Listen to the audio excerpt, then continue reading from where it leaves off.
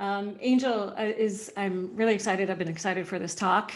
Mindfulness and healing in the tech space, from structural inequality to human flourishing. That sounds like something we all need right now. So really excited to welcome you. Thank you so much. Awesome. I am Thank going you to. I'm so excited. You can hear me?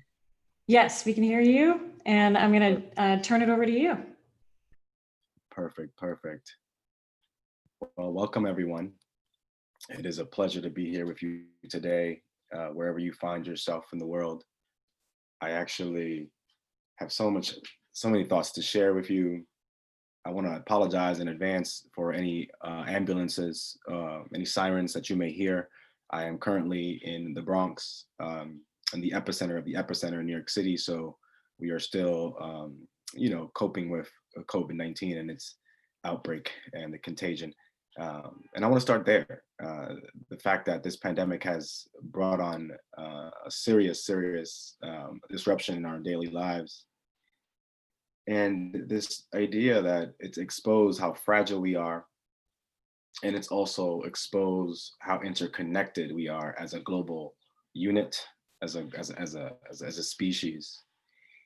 And to suggest that there are an array of resources right now that we can tap into to build our resilience and to kind of support us in transitioning and even thriving through this very tumultuous time. And I want to kind of actually talk about that piece around the siren and the ambulances. Right now, on average, they've reduced in terms of frequency, but 4 to 5 ambulances drive by my neighborhood, all of them carrying vulnerable people with all kinds of different ailments, maybe even those infected by COVID. And initially, when the outbreak really first began in New York City, every time I heard a siren, my nervous system became overactive. I became really nervous, and I was on edge. And I noticed that that is the state of affairs for many people around the world.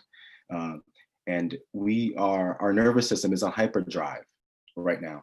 And one of the things that I've done is to reframe.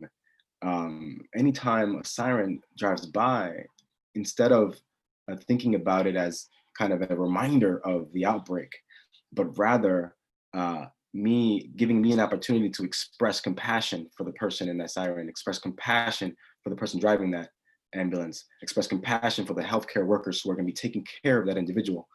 And that shift, that reframing has been so helpful for me. And it's in the line of what cognitive therapists called cognitive reframing. So reframing and relabeling reality in order to kind of look at it from an alternative perspective.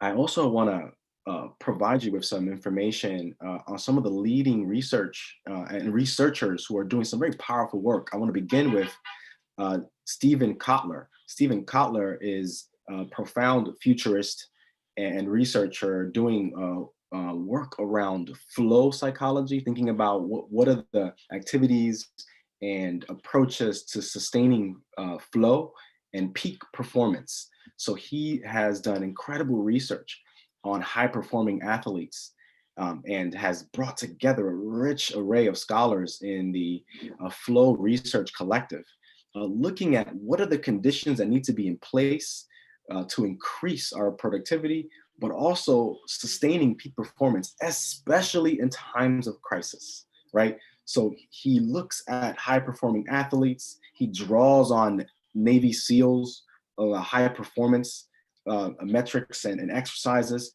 and he draws on positive psychology as well, and this beautiful field titled human flourishing. So think about that.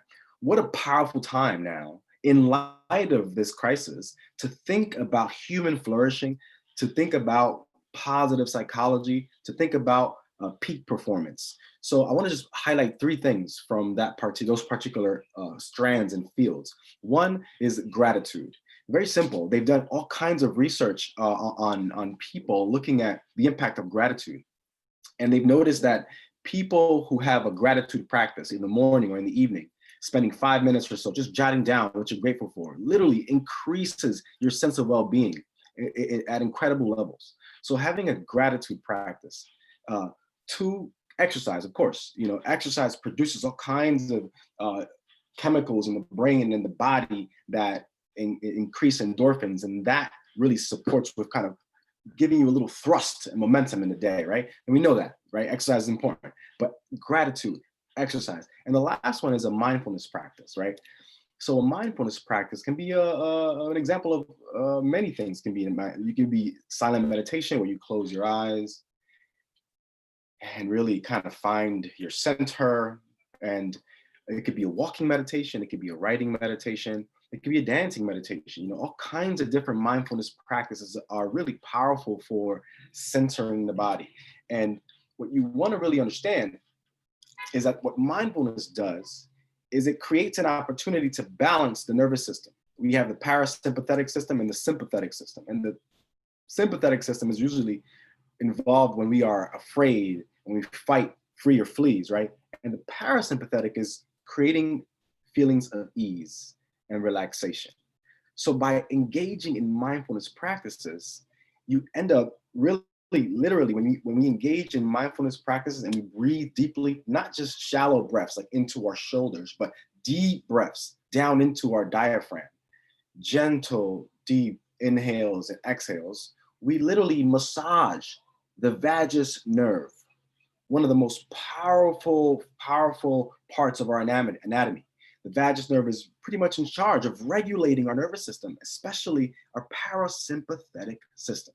So by engaging in mindfulness practices, we literally massage the vagus nerve and create and intensify our feelings of ease and well-being. Now, I'd be remiss without making a comment, the fact that there are limits to mindfulness, because we are in the face of not just a pandemic, but structural forces and conditions that have been in place for several hundred years. And as we can see how COVID-19 has really disproportionately impacted communities of color, especially the African-American community in my city, in New York City, the Latino community specifically as well. But we know that those structural forces have been in place for a very, very long time, since the arrival of enslaved Africans in 1619. So what we need to understand now is that, yes, mindfulness helps. Yes, thinking about positive psychology supports. Yes, thinking about peak performance also enhances our well-being. But this is an opportunity to look at the structural forces that produce inequality in the first place. So I want to kind of acknowledge that, and I want to acknowledge the murder of Ahmaud Arbery, young brother who was running, because his death is an example of the racial divisiveness and the tensions that are still present in this country, that are remnants and they remain there from this 400-year period. So what do we do with all that? How do we hold the trauma that comes from COVID-19 and the trauma that comes from living in a divisive world? We have to be gentle with ourselves and draw on human flourishing, but specifically not just mindfulness, but being clear that healing is very important. That healing is actually one of the most important things that we can do right now, not just being productive, but cultivating a sense of well-being that goes deep into our own personal psychology and in the collective psychology of the whole. And I want to give you some tips around personal healing practices.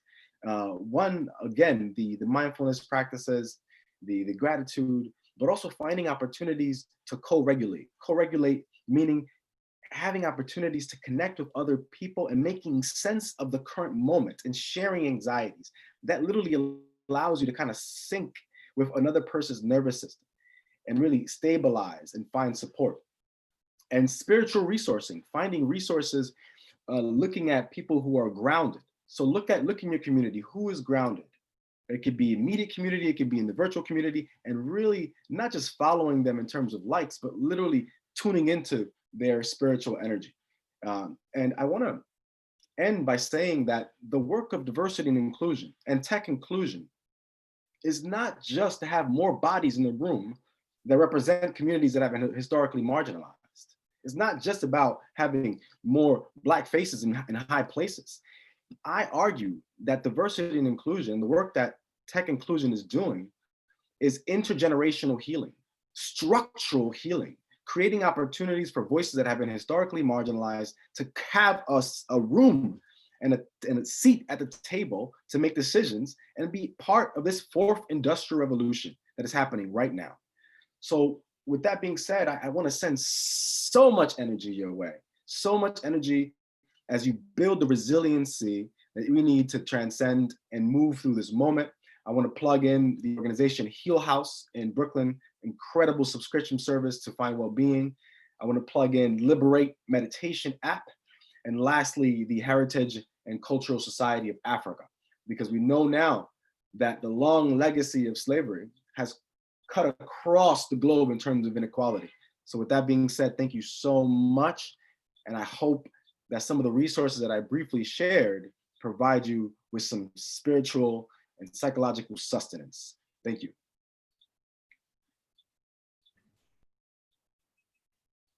That was amazing. Thank you. Thank you so much. I could listen to that much longer, and that was amazing. I really appreciate you